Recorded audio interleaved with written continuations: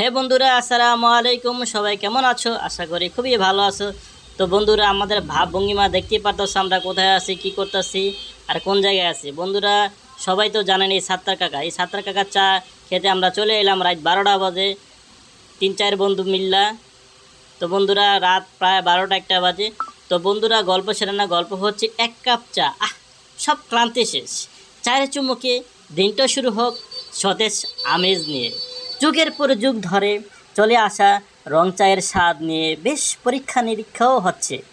এমন কিছু কিছু ভিন্ন স্বাদের রং চা বানিয়ে তাক লাগিয়ে দিয়েছেন আমাদের সেই পরিচিত ফতুল্লা রেল স্টেশনের সাত্তার কাকার রঙের চা। এই সাত্তার কাকা চা এমন কোনো লোক নাই রে ভাই, যা জিব্বা পুরে নাই।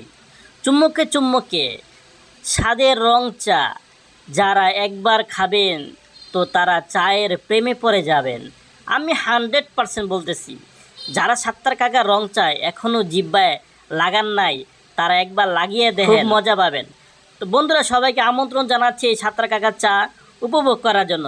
সবাই চলে আসবেন ফতুল্লা রেল স্টেশন সাত্তার কাকার চায়ের দোকানে।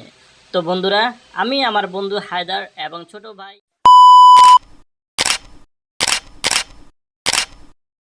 ইমরান দুজনে একসাথে আসছি রাত 12টা বাজে চা খেতে। খুবই ভালো লাগতেছে, এমনকি কিছু সময় উপভোগ করলাম।